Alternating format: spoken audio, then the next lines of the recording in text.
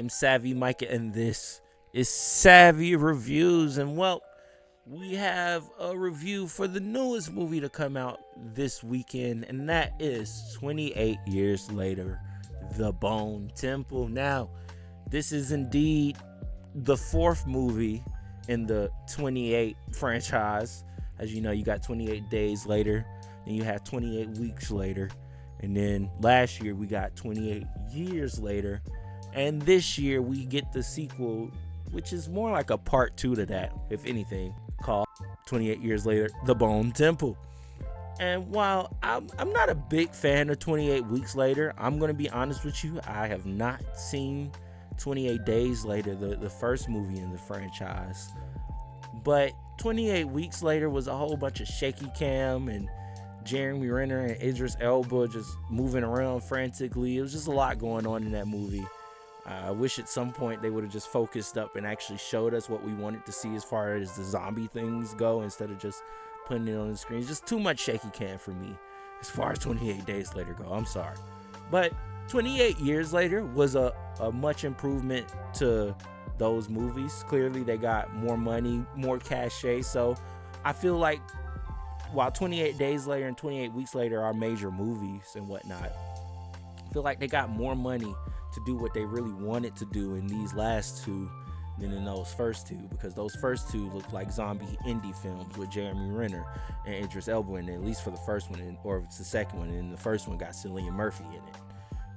Like I said, I ain't see that one, but I've gone off 28 Weeks Later. A bunch of shaky cam mess. I'm not gonna lie. I don't like movies that I really can't see what's happening. But like I said, they fixed that in these last two. So I really enjoyed 28 Years Later. Not gonna lie, it was a pretty good movie to me, and I did like this one much more.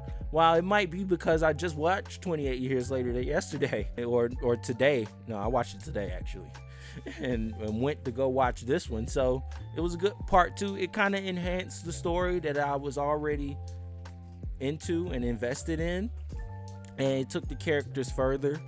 I really wanted to see more Aaron Taylor Johnson, in my opinion, because if you watch the first one, you know he's still alive in this world, and he's a major part and role to at least our main character. I don't think that's a spoiler telling you Aaron Taylor Johnson is not in this movie, because he's definitely not advertised like he's in this movie. So it's not a spoiler telling you that. I'm gonna be honest with you. So, but that is something I really did want more of. I felt like they should have went back to that storyline a bit more, but they didn't. They just let it happen. And I'm just like, there's a lot of interesting stuff going on there. As far as, if you didn't watch 28 Years Later, I'll spoil that one. As far as the baby concept goes and whatnot, and Spike dropping them off and just leaving them. You know, since we're starting with the bad, because honestly, I really like this movie. I like this movie a lot. So we'll just start with the bad, because there's only two things. No Aaron Taylor Johnson. They didn't go back to that story. So I really didn't like that. And I didn't like how Spike character, how the kid, like, that's what I'm saying. In 28 Years Later, he literally goes from being this wimp and scared and shaking to going on the ultimate mission to try and heal his mom going through the mainlands to make it to this doctor that Ralph Fiennes plays. Like, he literally goes from a wimp to an OG in like 2 seconds, all off the fact his dad slapped him. He's like, you know, fuck it, we're gonna go out there, alphas and all. And I'm saying, y'all was talking about, it was so much dick swinging in that first movie. It wasn't that much dick swinging in that first movie. I was like, that could be tame, to be honest. Y'all overhyped that. While it was definitely a thing, and thank God Ralph Fiennes was like, you know what, I'm tired of seeing your junk out. Let me put something around you, you damn alpha. Put some clothes on you, thank God. But, you know, it wasn't that egregious. Y'all made it sound it was that egregious. It wasn't that egregious in 28 Years Later. But yeah, and I don't like the fact that he kind of goes back to the wimp in this one. I'm like, you went from being an OG, taking your mom on this journey and mission to try and get her healed and really go through that process of having to grieve the fact that you're not gonna be able to save her. Like, you went through a lot in that one movie as far as growth goes, and so you get with Jack O'Connell and his deranged ass murder kids. Get around him, and all of a sudden You're back to being the little wimp and scared of everything. Like, I just thought he would handle those situations a bit better, especially seeing the fact that he's saying, I'm going to take this journey on my own. Like, whatever happens. And so you got to be ready for it, especially if you're going to go out and be on your own, Spike. That was my whole thing. I didn't like how they treated his character arc. I like progression. I don't like going backwards. You feel me? But outside of that, the only thing I didn't like about it, everything else I loved. I'm not even gonna lie. Jack O'Connell is the star of this movie, and he eats up the scenery every time he's on the damn screen.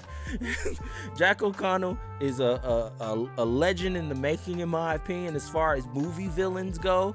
I feel like this guy, he just, as far as being an antagonist, he does it really well. He did it really well in Sinners, and he does it really well here in The Bone Temple.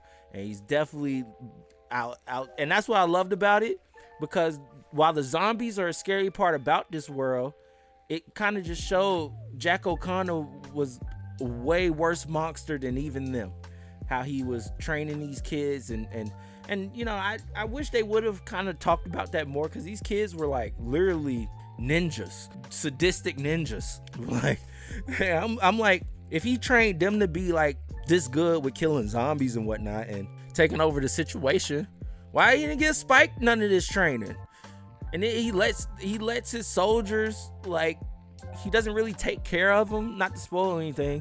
He doesn't take care of the little kids. Like, it was just kind of like he was going off of a whim, that the fact that he could control and manipulate these children to think that, you know, he was a prophet of Satan. Yeah, that's what this is. I hope that's not a spoiler. Is it? But he just thinks he's a prophet of Satan. Like, this is a Satanist cult, basically. And I loved how it played out. Nia DaCosta, you did an amazing job directing this. And honestly, she's a star amongst Ralph Fiennes and Jack O'Connell as well. Everybody did really well in this. The Alpha, whoever played him, he did a great job. I liked the storyline between Ralph Fiennes and the Alpha and what that turned into. That was really cool. I didn't expect it or see it coming, and it was really hard, and it was very tense as it was going on, because you're just like, this Alpha could snap at any moment and just rip your head off, buddy. But how that worked, he found a friend in the zombie. It was great. I loved it. I did. Like I said, I love Jack O'Connell. I love what he had to add to it. I loved how it ended. I love how it kind of all came ahead. Really good. Definitely a step up over the first one. Like I said, it is missing the fact that I don't like how they did Spike's character arc, the kid that we're following. I don't really like how they did his character arc. It just turned him into a wimp again, unfortunately. But and then forgetting about Aaron Taylor Johnson, I just feel like that's a loose thread. That's a plot hole, basically, that we're probably never going, because they're not doing no more 28 movies after this. If they do, I'd be shocked, but I doubt it. We'll see. It ended like it does want to do another one. But where are we going to go now? 28 decades later? We can't go 28 decades. We already did 28 years. Like, enough is enough. Enough is enough at the end of the day. But either way, I really enjoyed it. This was fun to watch. I was locked in the whole entire time. Like I said, Jack O'Connell really did a great job. Ralph Fiennes, really great job. Even though I don't like the character progression with Spike, I think the actor or the kid that played him did a really great job as far as what he was asked. I just think that has more to do with the script. But either way, I think Alex Garland, I feel like he wanted to make something that he couldn't add too much. So he's just like, at the end of the day, this Aaron Taylor Johnson story can be cut out. We can just cut it out, and we could just make this movie about Jack O'Connell and his band of misfits. And that was what it was, and I wasn't mad at it at all. I was thoroughly entertained throughout. And that's what you do when you have a guy like Jack O'Connell basically leading this.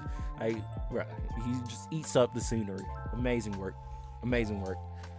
Enjoyed it a lot. Definitely, so far, I guess you could say my favorite movie this year, because it's getting the highest rating. 3.5 out of 5 stars. While it doesn't hit a 4, it doesn't hit a 5. It's not perfect. It's not the best thing I've ever seen. At the end of the day, if somebody asked me if they wanted to see this in theaters, I'd be like, did you watch? I will say that much too as well, as far as a con with this goes. You do have to watch 28 Years Later. And I do feel like they tried to take out Aaron Taylor Johnson so people wouldn't feel like they had to watch that movie. But still, as far as a lot that's going on with Ray Fiennes and this Alpha and where Jack O'Connell and them, how they even got together with Spike and who Spike is, like a lot of that starts to play out by the end of this. So you kind of got to know what's going on in order to really be that invested in it. If you just go into this blind, like I haven't seen any 28 movie, but people are telling me this is good, so I gotta see it, I would advise you do some homework. I'm not gonna lie. I know that sounds a bit strenuous. I had to do the homework, so I get telling you to do the homework. So look, why you think I ain't watched Avatar yet? I have not seen Avatar 3 because I have yet to watch Avatar 2, and that's basically 6 hours of my life that I gotta make worth it. I gotta make worth it. I love the first Avatar, don't get me wrong, but that's 2-3 hour movies. We're moving on. Either way, thoroughly enjoyed this. Shout out to Nia DaCosta. While it does have some cons, it does. And then of the day, this was better than Hedda. And I like Nia DaCosta. I like Candyman. I think that was really good. I like, she gets in her horror bag. She does it really well. Like, there was some shots in here. There was a moment in here where random guy just in the woods and then zombie pops out of nowhere. But how she shot that, how it played out was masterful. I loved it. I did. So shout out to Nia DaCosta for sure. An amazing job. Like I said, 3.5 out of 5 stars for me. Really enjoyed it. Like I said, I will recommend you do see this in theaters if you have watched 28 Years Later. But if you haven't seen 28 Years Later, I'm gonna be honest with you, you can wait till both of them are just out on streaming at the same time. They should fall on Netflix at the same time because these are 2 Sony movies, and Netflix did just sign a deal with Sony for $7.5 billion. So this will be on Netflix at some point. So I would just say, I think Netflix should just put all the movies, put 28 days, 28 weeks, 28 years in the Bone Temple. I'm not gonna lie, I would skip them first 2. I would. Honestly, I would. Honestly, 28 weeks later has nothing to do with 28 years later. It makes sense because it's 28 years later. Like, the world has evolved, it's changed. You got alphas. Like, these zombies weren't even in 28 days or 28 weeks later. So you gotta watch them too. Or I don't know about the first one because I haven't seen it, so I don't want to disrespect it. It might be good, but I know 28 weeks later is some shaky cam mess. Either way, let me know what y'all think in the comments below. As always, I'm Savvy Mike, and this is Savvy Reviews. Peace.